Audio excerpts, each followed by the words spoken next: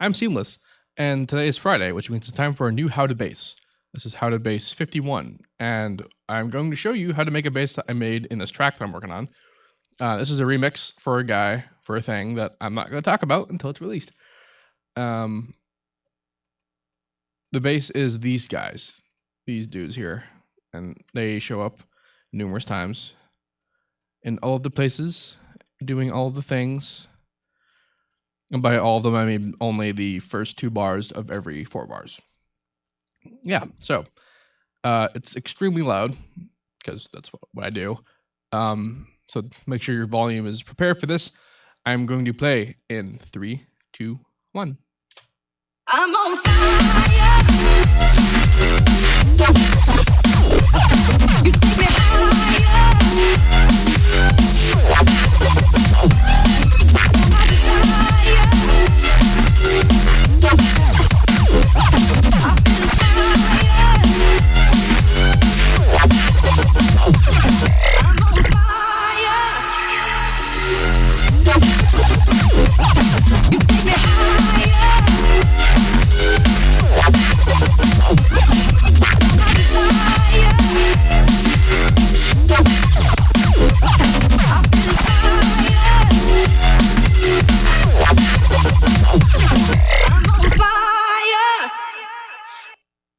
And that's it. So, what's going on here? Let's just take this guy and bring it off into its own lonesome. It's a bit different because I don't have this. There we go. So, what's happening here is I'm layering sounds. Oh my god, how often does that happen? It doesn't, it's not very often happen. There are 2 sounds, so let's take them apart and see what's what. This is the top guy, and this is the one that's being automated by this automation here. And yeah, so what this is automating the detune here.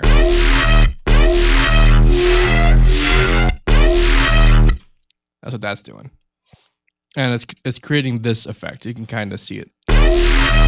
There's bend going on in the harmonics, but also note that the fundamental is not bending because that's what the detune function does. I mention it a lot in various tutorials that involve Harmor because it's a pretty cool function and it does lots of things that are very atypical to your usual, synthesis sort of design. Yeah. So there's little odds and ends happening. Like I have a bit of a prism engaged. I don't think the prism is doing anything special. Nope, it's the default prism. The unison, which is set to 2, really high kind of deal. It's live. It's not having its articulation stopped. This is what this would do normally. By default, this is like nothing. It's not set to anything. But when you turn it on, by doing that, it basically automates the level of this down over this period of time, which is very short. And I do that for a specific purpose, which I decided was not necessary for this particular sound. Obviously, it's being distorted, but the reason why I have the detune going all the way up is because that creates it moves the harmonics way up. And that's why I knew that I wanted a high screechy sound for this particular thing. So that's what I did. Now, the holes you're seeing here in the spectrum looks a lot like some kind of filter is actually the phasor, because that's what the phasor does in Harmor. It replicates the phasor type effect by basically being like a continuously moving filter. And I will show you this in a bare Harmor. So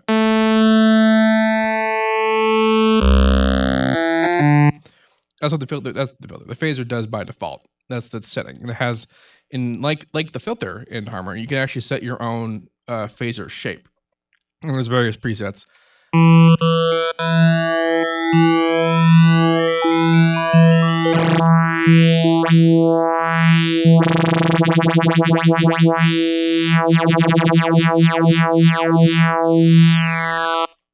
So you can do very interesting things. And lately what I've been doing is I've actually been using the phasor to create a kind of LFO, volume LFO, and also kind of a filter because it is filtering in specific ways. And if you set it to do certain things, it'll move very interestingly. And also rhythmically. And in this sound, this just kind of slow, you know, keeping in there. The shape is a custom shape, but it's not super duper different from the original shape. I also have it set to the hertz setting. What these basically do is it sets the movement to be weighted in a particular way. Like we have the oct and hertz setting pretty much everywhere for all various things to calibrate how things are weighted. And like if I go back to the normal Harmor, by default it's on the octave. If I put it on hertz, you see the hertz are all evenly distributed.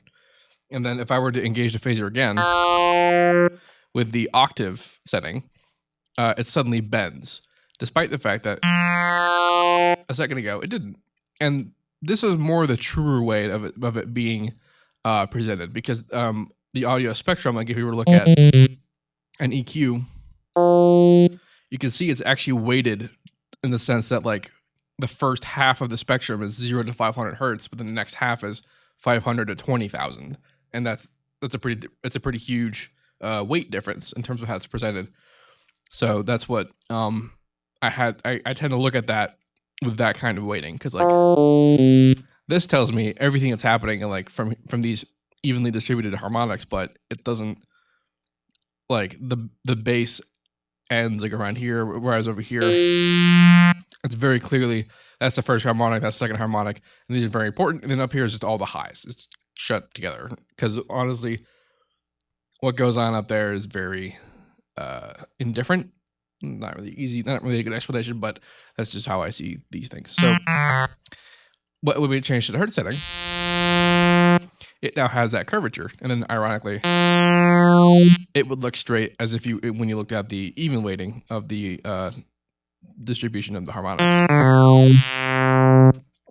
And there's the harmonic setting, which is different. Not really messing with that though.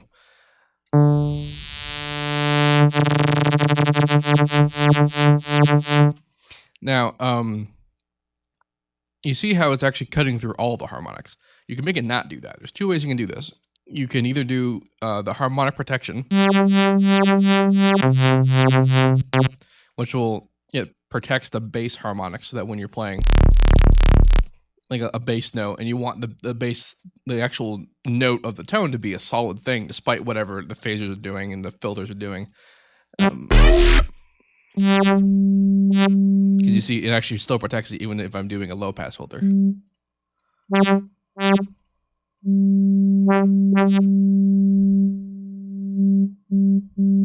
Useful stuff.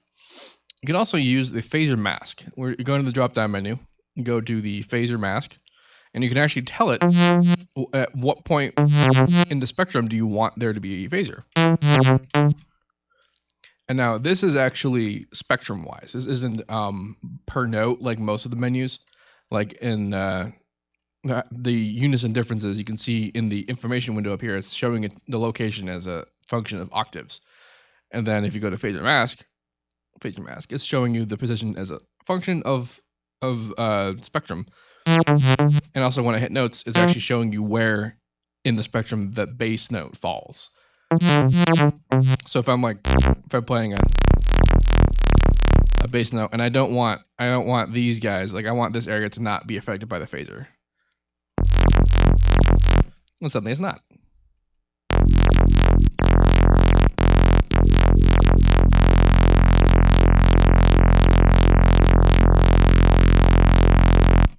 So you can protect certain sections of the spectrum from the phaser effect. You can also have it be very lightly applied.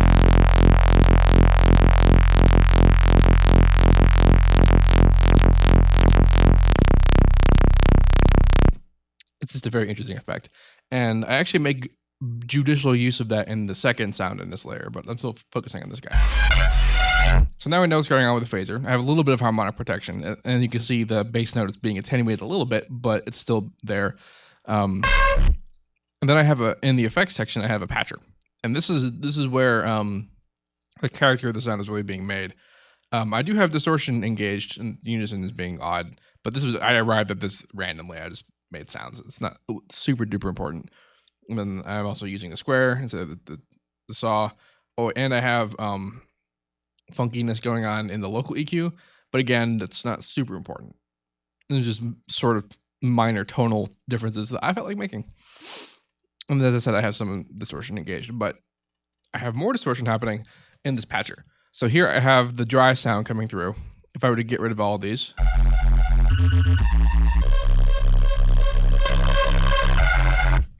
that's what it sounded like without the distortion and stuff. What's going on here is I'm before it goes into any of this distortion business, it's going into this EQ, and it's kind of removing some of the mids and the lows as well, but they're still there. They're not completely gone. They're still there. And this is mostly high frequency distortion. I said the chorus before the distortion, just for reasons, and then I put it through a wave shaper, which is distorting it. And then that is going straight out, and then it's branching into two more different distortion chains, and then going out eventually. The wave shapers are pretty average looking, except this guy. This was an interesting effect. And like the effects are, they're being used in a specific manner, but how I arrived at them was not necessarily a process. I wasn't like, I know that this section is going to have this level of distortion and this part's going to have that going on. I kind of just dicked around until I found something that worked. I could put this patcher preset up for download. I'll put it in the description so you guys can get at it and you can see what it does. It's kind of cool. High frequency distortion is neat because you can have a bass sound that's like low pass and you'll still have high frequency action going on. And it's like a very high frequency. It's high frequencies. It's kind of cool. And it adds interesting characteristics to stuff that didn't have them before. All right, so the other sound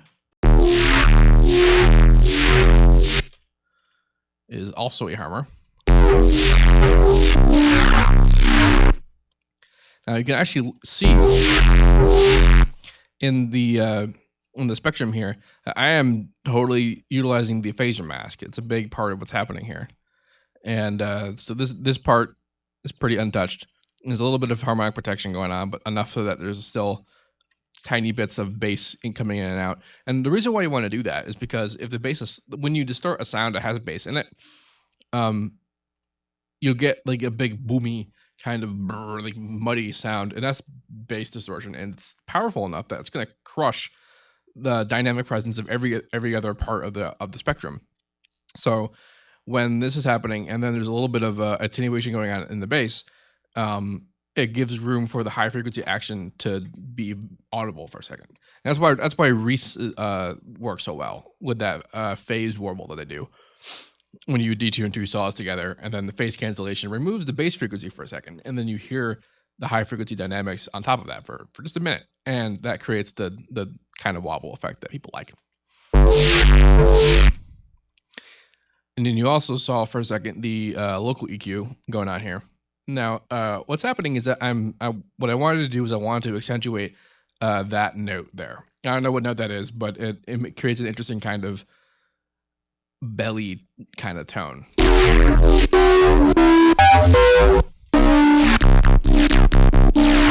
And that's what it sounds like when it's really loud. But what you notice what I did is I also brought up the fundamental tone to the same level as that note. So that meant that the fundamental note, that note, and then some stuff over here because it got real like. I wanted the high frequencies to be audible, so you can see it got brought up in there. Because when you put it into enough distortion, suddenly only the most powerful of harmonics are going to come through. So brought them up. And this is kind of like a double notch filter. Like you could accomplish something similar to this either through EQing a sound before you distort it, or if you're in like Massive or something that has a filter, you can use a double notch filter or a comb filter.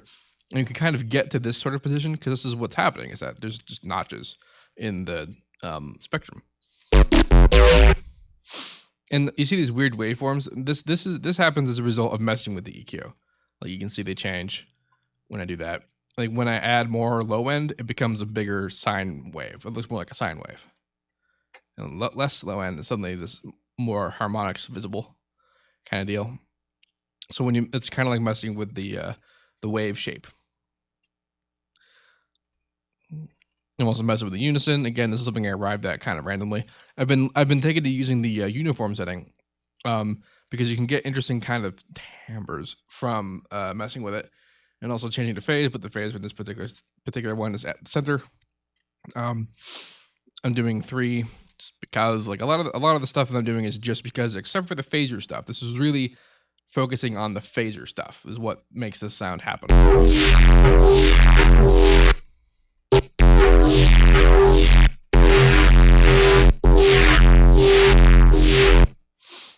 I also have the detune set to 2 by default.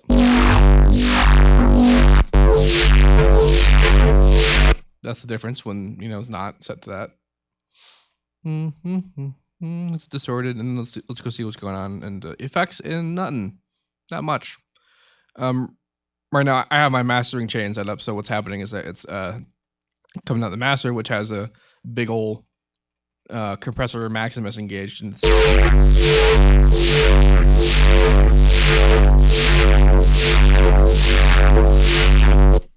which I love dearly.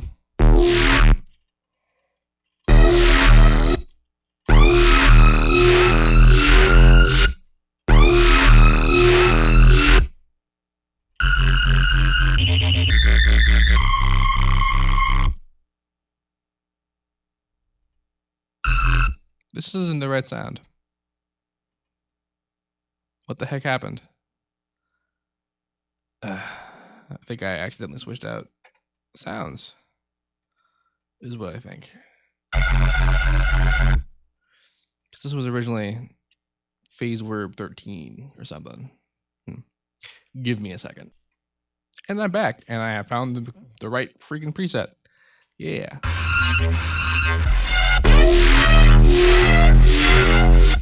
So that's what's going on. Now, in terms of putting them all together, I'm not really paying attention much to doing that. Like, I could remove the low end on one, but I just have bass in both. And the reason why this works at all is because of the compression type that I have going on in the master. And that type is really hard. Is what that is, just compressing everything to ass. And also they're the same note in the same tone. I don't have any kind of detuning going on, other than like the unison stuff. The fundamentals remaining where they are, and they're also playing the same note. So the bass that's present for that is not wrong. I'm on fire. You take me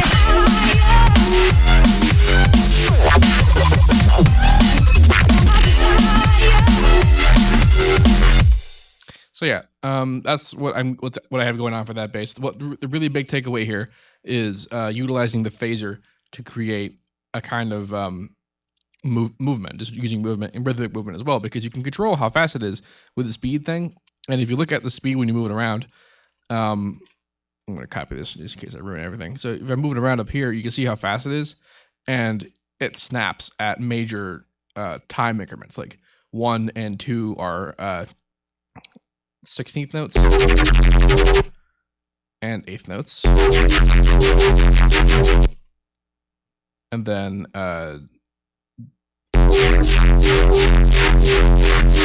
quarter notes kind of thing. So you the speed is the speed knob is designed to snap to be in time, so you can make things be rhythmic, and you can automate this to change how fast it is and kind of stuff like that. And you'll make, like, you can see like this curve that's going on.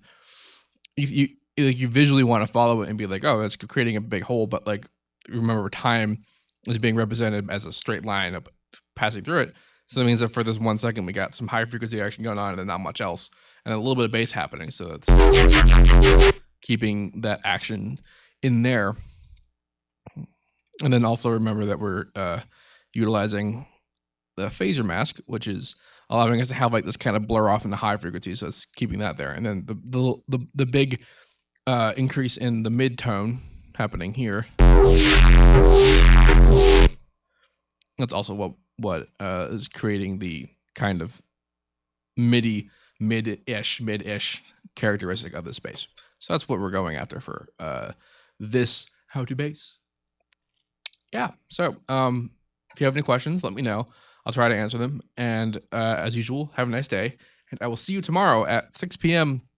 EST, which is -5 GMT, for the weekly live stream, and also I'll have a new FL Basics tutorial to come out that day. Yeah.